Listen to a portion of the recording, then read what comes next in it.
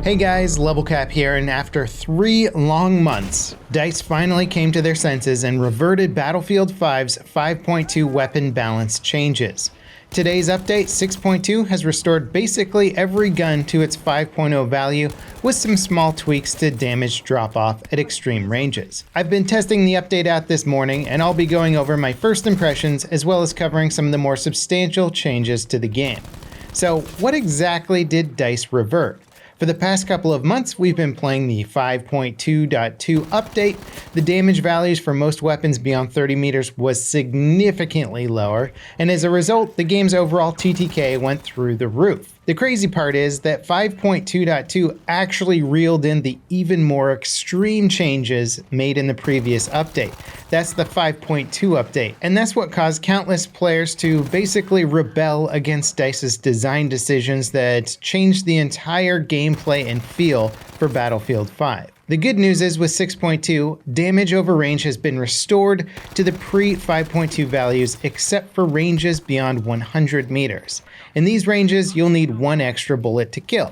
But really the most significant changes are for everything before 100 meters. Most guns have gone back to a 5 or 6 shot kill under 50 meters, and many other guns are still only taking 5 to 7 shots beyond the 50 meter range. The overall effect is close to medium range engagements feel snappier and aggressive once again. And at longer ranges, you'll rarely see those hits for 12 damage with an assault rifle like you were before.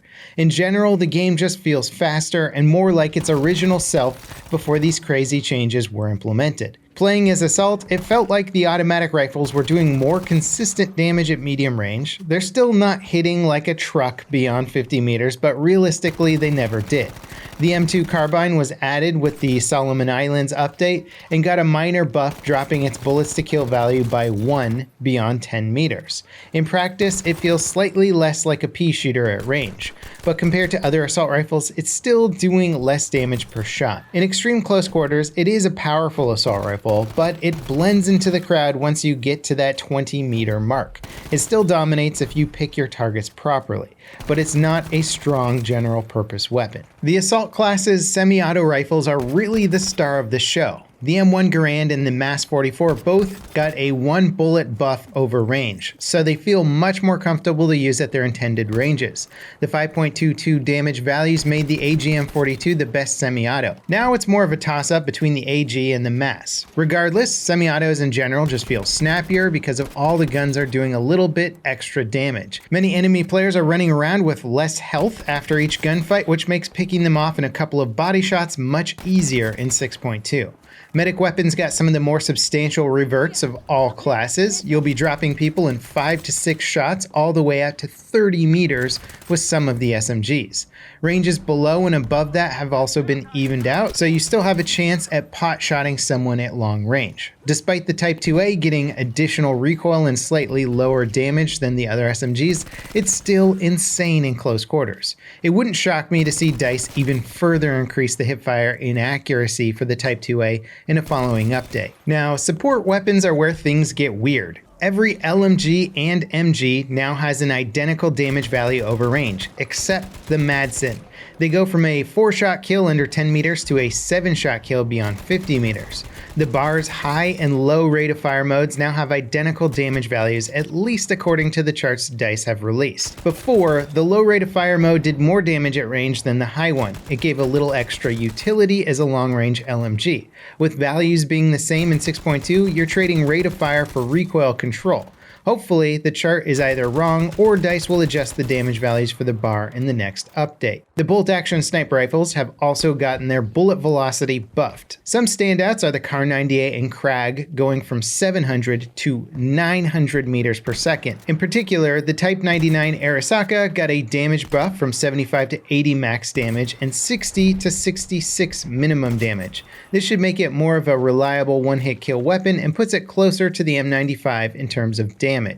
Using the M95 felt pretty nice compared to how it used to behave. While it's always done the most damage, it only had a 600 meter per second muzzle velocity, so you could do big damage, but you had to lead more than most other bolt-action rifles. Now that it's been buffed to 750 meters per second, puts it square in the middle of the pack between the slowest and fastest bolt-action rifles. The Car and Krag could be seen as more competitive snipers, but people that rely on the M95's high damage potential will probably feel more comfortable getting long-range kills. In addition to damage, DICE have also reverted a lot of recoil values to their original state. Automatic weapons, mainly the SMGs, have gotten recoil nerfs that will make them slightly less effective at medium and longer ranges. The differences on PC aren't super dramatic, but it's clear many guns just aren't laser rifles anymore. It's pretty safe to say that 6.2 has restored the weapon balance to have a more acceptable state. There are still some standout guns, and the extra bullet to kill at range is noticeable for some weapons, but this is basically the weapon balance people have been asking for since December.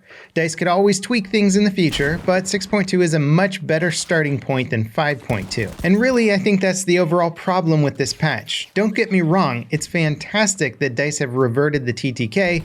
They threw the game totally out of balance, forced everyone to use high rate of fire guns almost exclusively, and generally just made the game feel bad. But DICE could have easily just launched those 6.2 damage values last December and spent the following 3 months refining weapon balance and maybe showing vehicles some much needed attention. Instead, they pushed out a patch that basically just reverted things 3 months and made anybody who's gotten used to the feel of the game of the previous 3 months now have to go all the way back. And worse than that, it undid all the good faith DICE had built with the players after the pretty disastrous summer updates for Battlefield 5. When 5.0 came out, everyone was excited to finally get some iconic maps and weapons. The game felt good to play. Everything was looking up.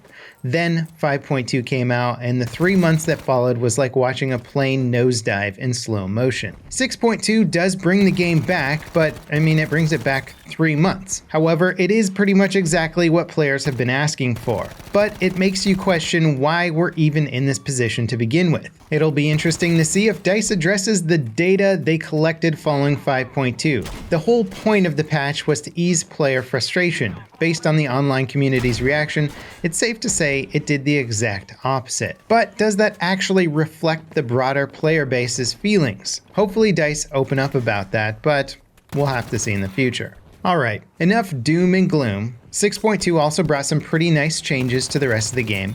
Community servers now reward players with Tides of War unlocks and experience. When the system first launched, you could create public servers that anyone could play on, but it meant giving up on Tides of War progression. With 6.2, that progression has been enabled. We'll have to test it out to see if messing with any game options disables Tides of War, but right now, it seems like players can create their own custom map and mode rotations without issue. Tank customization has finally been added to Battlefield 5. The body cosmetics for tanks was listed as coming soon for over 400 days in-game. Now that it's finally here, there's a few decent options to pick from. It's nice to get some interesting cosmetic options, but that still doesn't address the poor vehicle balance and mechanics. Battlefield 5's audio system has been reworked to prioritize important sounds like gunfire, footsteps, and vehicles over less important ones in the distance. This is the third major attempt by DICE to refine Battlefield 5's audio.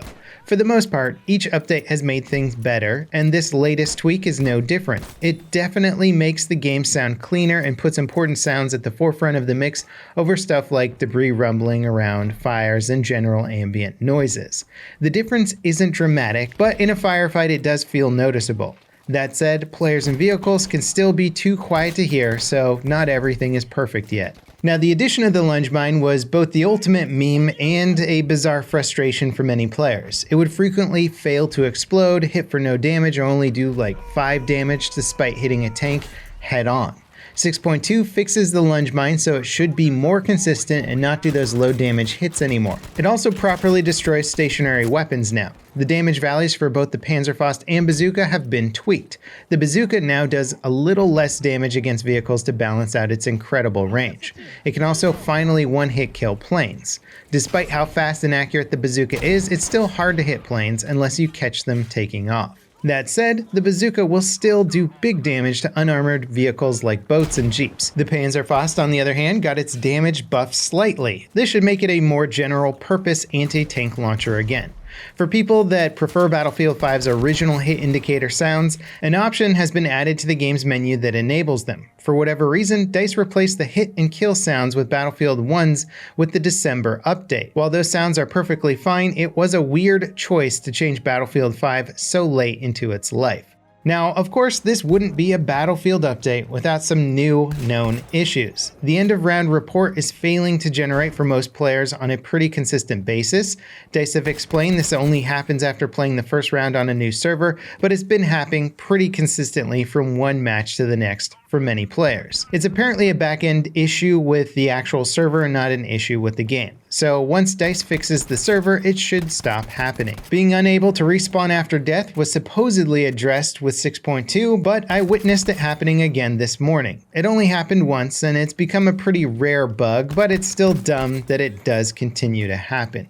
So the bottom line with 6.2 is that it's a good update. The damage revert is great, but other than that, it's not anything exciting or interesting. If anything, it just feels like we took a massive detour over the past 3 months and circled back to where we started with the 5.0 update. That's not to say DICE hasn't added any new content over the last 3 months. They did give us a new map and some new guns, but overall, with the balance and the updates for the game, it does feel like we're taking too many steps backwards this late into development. Also, we still don't have a proper roadmap for the game. So if there's any question on my mind, it's what does DICE have in store for us now? We've gotten the reversion. We seem to have finished the Pacific content. It's hard to say. DICE has given us very little clues as to what's coming next. Anyway, that wraps it up for my 6.2 patch coverage. I hope you guys enjoyed this video. Thanks for watching. Leave me a like. Don't forget to subscribe to help support my channel, and I'll see you next time. This is LevelCap signing off.